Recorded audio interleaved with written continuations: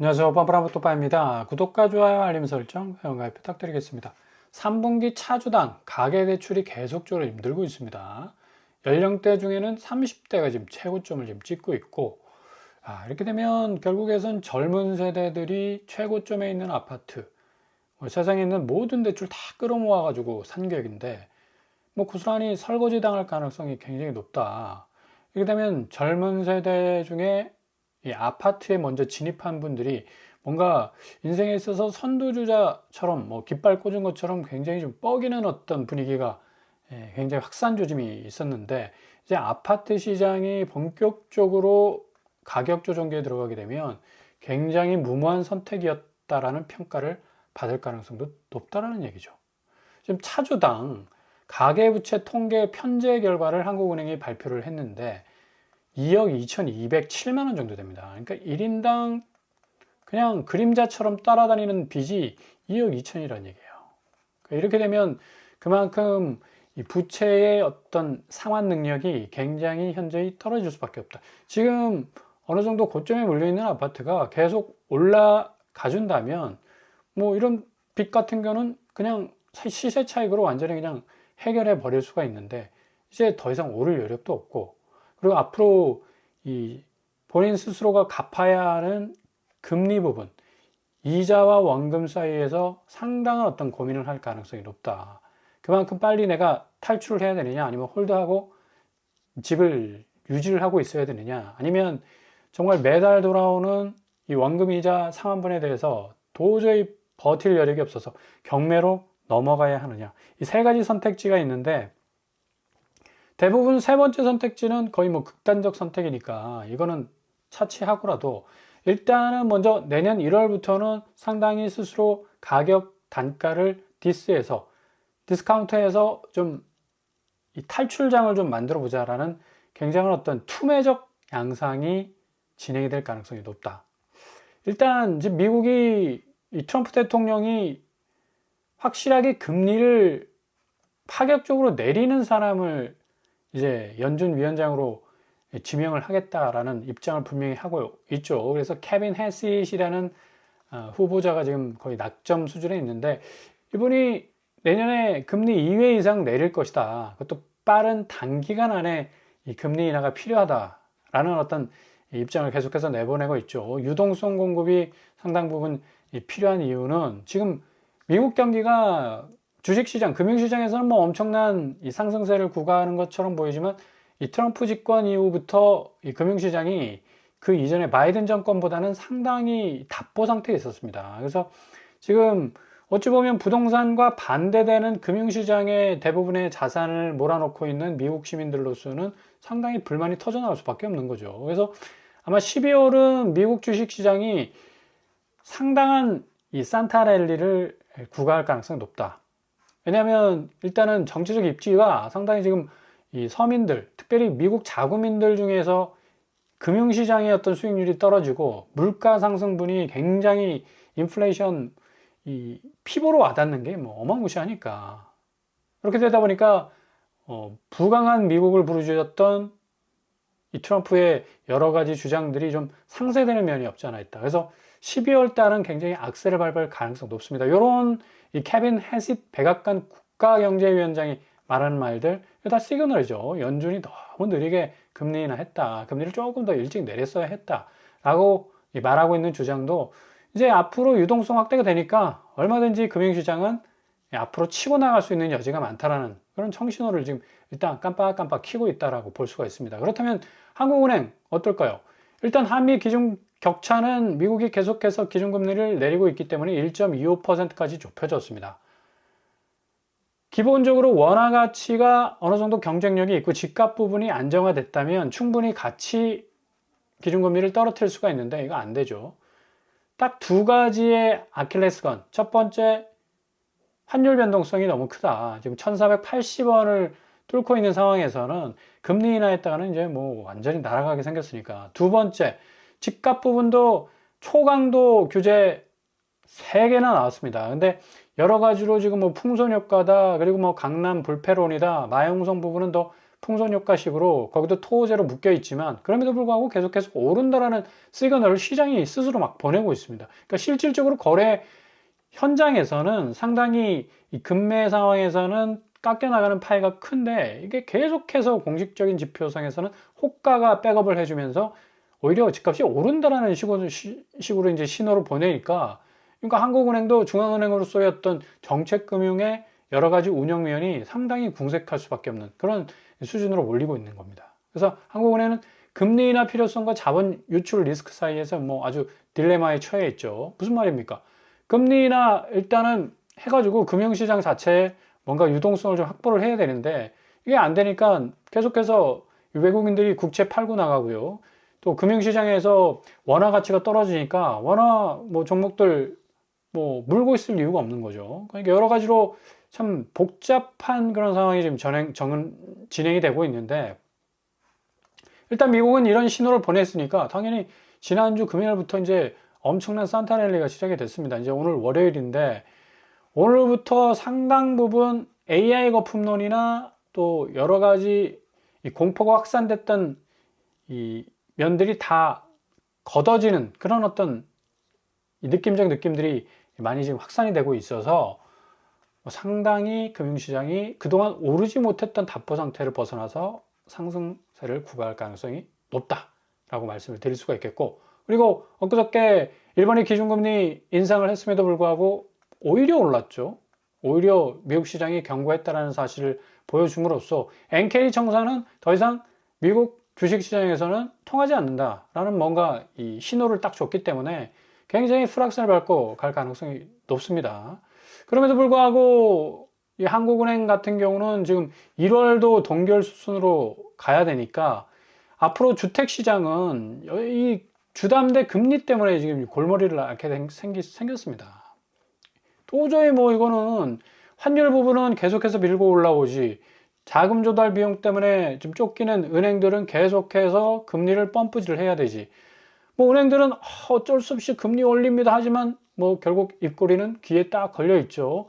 역시 금리 올라가면 은행으로서는 뭐 수익률 뭐 자동적으로 올라가는 거니까 이런 식으로 해서 계속적인 중앙은행의 금리 동결 신호는 전체적인 어떤 금리 압박 상황을 가중시킬 수 있을 가능성이 높다. 그 기조에는 뭐 1480원 정도에 이르는 환율 변동성, 요 변동성은 고스란히 코픽스 금리 끌어올리고요. 그리고 주담대 금리 기본적으로 지금 이금융권에서 비롯해서 인터넷 뱅크 뭐 거의 이 엄청난 고금리 양상을 빚어낼 수 있는 굉장한 어떤 변동 요인으로 작용할 가능성이 높습니다. 그래서 지금 뭐 정부 입장에서는 빨리 부동산 공급을 이 속도감 있게 진행을 해서 집값 상승 압력이 좀 여전하다는 어떤 신호들이 나오고 있는데 이것부터 빨리 잡아야 되겠다는 어떤 상당한 좀 급박한 심리가 있습니다. 그래서 어느 정도 과열은 진정 국면에 들어선 것으로 지금 나름 판단을 하고 있고요. 그래서 공급을 좀 한쪽 날개를 더 달아서 여기 뭐 규제와 공급이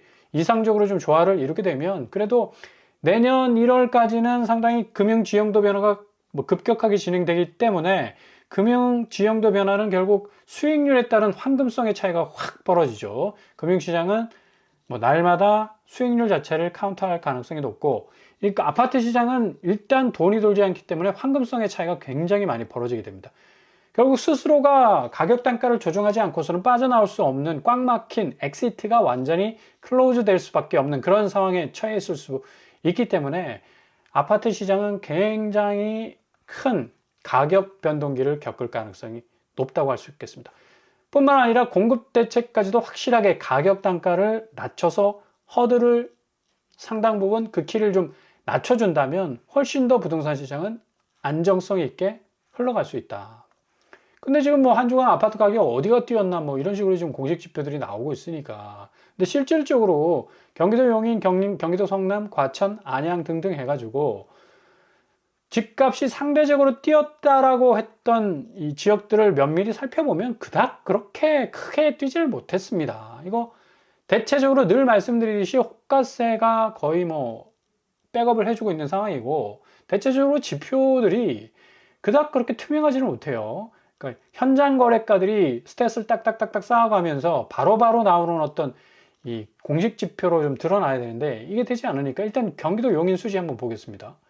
성복동, 성동마을 LG 빌리지 1차 61평이 3억 1천 하락했죠. 그리고 용인 버들치마을 2억 6천, 동화 삼익풍림 2억 6천, 버들치마을 성복자이 1차 2억 6천.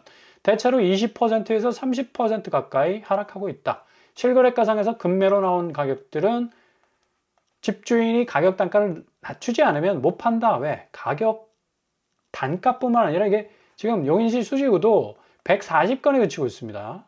거래량이. 그만큼 매수세는 일단 가격 단가 내려오기 전에는 물지 않겠다라는 확고한 어떤 스탠스를 보여주고 있기 때문에 이런 현상이 일어날 수밖에 없겠고, 앞으로 거래량이 더욱더 쪼그라들 수밖에 없다면 가격 단가는 더 내려올 수밖에 없다는 얘기죠. 지금 뭐 경기도 용인 수지가 가장 많이 뭐 아파트 가격이 뛰었다고 하는데 실질적으로 그렇지 않습니다. 140건밖에 안 되는 이 샘플에서 뭐가 어떻게 뛰었다는지 이해를 못하겠고, 경기도 성남 분당을 보겠습니다. 성남시 분당구 장안타운 건영 2차 9억 9천 하락했어요. 50% 빠졌네.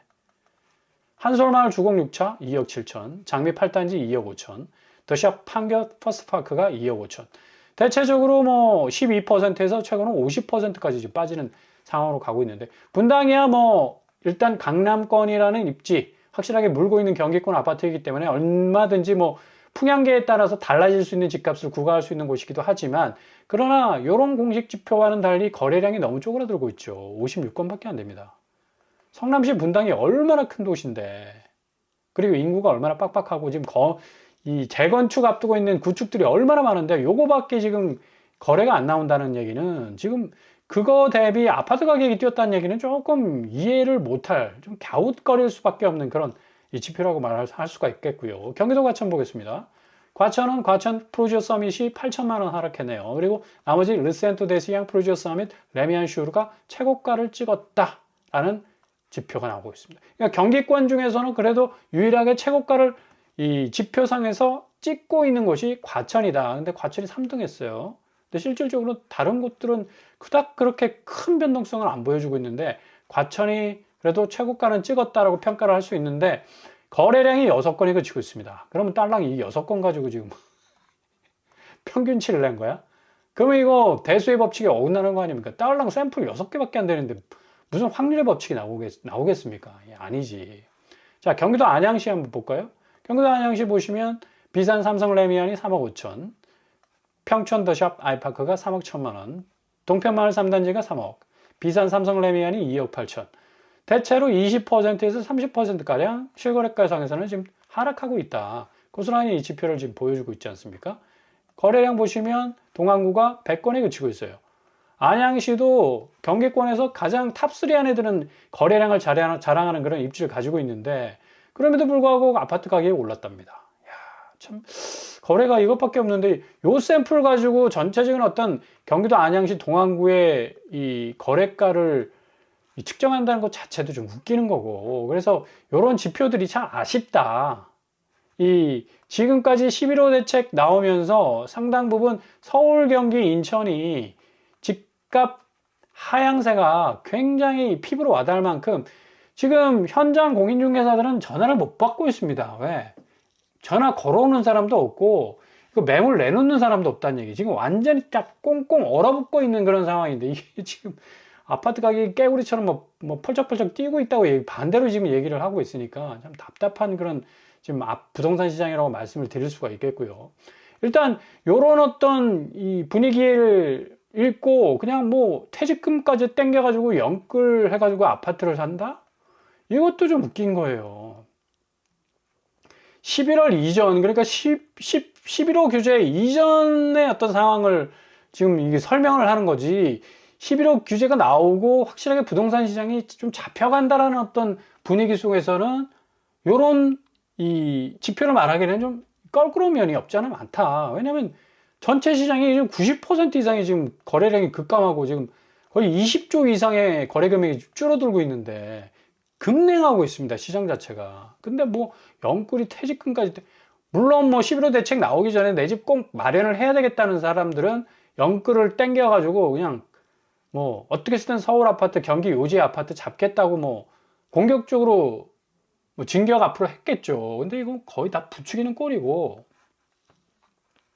서울 내 생애 최초 주택 구매 전형을 보시면요. 2022년도가 가장 많은 하락치를 경험한 그 연도 아닙니까? 3.87. 근데 2025년 5.49. 별반 차이가 없어요. 오히려 여기 2025년이 뭐 3.87에서 조금 더 올라선 어떤 느낌적 느낌을 주는데 2022년보다 2025년이 부동산을 둘러싼 동서남북의 환경이 너무나 안 좋습니다. 2022년 같은 경우는 지금하고 거의 비슷하죠. 기준금리, 지금은 시중금리 급등하고 있지 않습니까? 환율 변동성이 굉장히 요걸 대체를 하고 있고, 강력한 대출, 맞죠? 세금 규제 맞고요. 매수 심리 위축은 뭐 그 당시보다 지금이 더해. 자, 여기다가 이제 플러스 알파 얼마나 많은 요소들이 있습니까? 환율 부분이 있죠. 그 다음에 금융시장 완전히 급변하고 있어요. 다 빠져나가 지금 부동산 시장에서 금융시장 쪽으로. 그리고 국채 부분도 있죠. 그리고 성장률 부분도 있죠. 당시에 2022년은 그래도 성장률 좋은 편이었습니다. 경제 성장률이. 관세가 갑자기 탁 튀어나와가지고 이거 모든 세계 경제를 잡아먹기 시작하는데 한국의 수출 주도국의 어떤 그 일취월장한 어떤 여러 가지 성장세들을 많이 지금 까먹고 있잖아. 그죠? 여러 가지 요인들이 그냥 요거 외에도 플러스 알파로 2022년도의 하락세를 능가할 만큼의 악재들이 그냥 쥐레밭처럼 쫙 깔려 있다니까요. 결국에 와서는 이거 영끌해가지고 아파트를 샀다는 것 자체가 오히려 미스판단이 될 수가 있다는 얘기입니다. 지금 상단 8.12까지 나오는 지금 주택담보대출 금리가 있는데 기준금리 계속적으로 동결하죠. 금리 인하 기대감은 이제 1, 2% 초저금리 시대는 없어졌습니다. 역사의 뒤안길로 이제 사라져 버렸어요. 대출 규제 뭐 초강도 규제를 지금 계속적으로 지금 내놓고 있지 않습니까? 그러니까 이건 지금 금리를 감당을 못한다. 그러니까 지금 뭐 9%대 금리를 얘기하고, 야, 7, 8% 얘기하다가 이제 9%까지 나오네. 월 상환액이 뭐 어마무시하죠. 이러면 뭐 거의 감당을 못할 겁니다. 연말 9% 가나 이런 기사들도 나오고 있고, K뱅크가 지금 주택담보대출이 10%까지 나와 10.34%, 33%까지 나왔습니다. 물론 뭐 사장님들 기준으로 해가지고 아파트 주택담보로 해가지고 뭐 빌려준다고 하는데 이것도 상당히 좀 충격적인 어떤 금리 상황으로 볼 수가 있겠고, 차담대까지 나왔죠. 차담대는 금리가 20%야. 19.9%는 착시 현상이지. 0.1%밖에 안 되는데 격차가 20%지 이거는. 이렇게 지금 나온다는 얘기입니다. 이거 어떻게 견딜 거냐고 지금. 주담대가 10.33이고 차담대가 19.99. 일반 아파트 시장 집단대출 뭐 받을 때 내가 9% 금리를 적용받는다고 생각해 보십시오. 아찔하지. 근데 대신 일주일 전 비교해 가지고 올라가는 수치는, 아니 일주일 만에 뭐 서울에 잘 나가는 아파트를 3, 4억 뭐 찍지 않았습니까? 그 정도로 뭐 어마무시하게 올라갔는데 오르지를 못해요. 오히려 마이너스 찍고 있고. 황금성 결여지. 경기도 마찬가지입니다. 뭐 잘 올라봤자 9천만 원이고, 그죠? 5천만 원. 억 단위 밑으로 지금 내려오고 있다. 황금성 부족이 될 수밖에 없는 게 이렇게 오를 수 있는 한계가 딱 보인다는 얘기입니다. 거래량 부족하지, 수요 감소하지, 누가 지금 시기에 아파트 사겠습니까? 재건축, 오히려 이거 뭐, 환수 비용이 더 드니까 뭐, 새 아파트 받는데 뭐 10억을 더 내야 된다는 그런 얘기도 있고요. 이러다 보니까 지금 금융시장 쪽으로 돈이 몰릴 수밖에 없는 거고, 2% 오르지 않았습니까? 코스피 오늘. 1조를 샀어요, 외국인이. 코스닥도 역시 개인이 어마무시하게 지금 진입해 들어오고 있고, 이런 식으로 지금 확실한 어떤 이 금융시장과 아파트 시장의 이 물과 기름처럼 쫙 갈라지는 어떤 금융 유동성의 흐름은 앞으로 금융시장은 내년 상반기까지 엄청나게 오른다. 그리고 아파트 시장은 내린다. 딱 두 가지입니다. 여러 가지 복잡하게 설명할 거 없습니다. 그러니까 무주택자는 일단 여기에 편성을 좀 잘하고, 그리고 요 떨어지는 구간을 좀 잘 파악을 해서 저점에 줍는다면 충분히 리스크를 상쇄할 수 있는 그런 아주 좋은 선택을 하실 수가 있을 겁니다.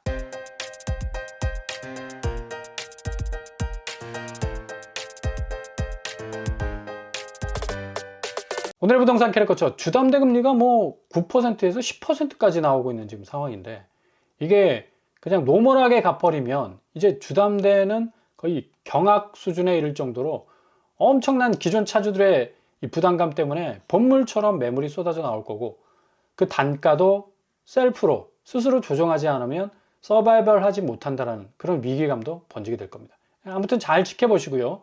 확실한 어떤 포인트가 여러분 눈앞에 딱 나타날 겁니다. 한 발 한 발 접근하시면서 골든타임 잡아 나가실 수 있길 바랍니다.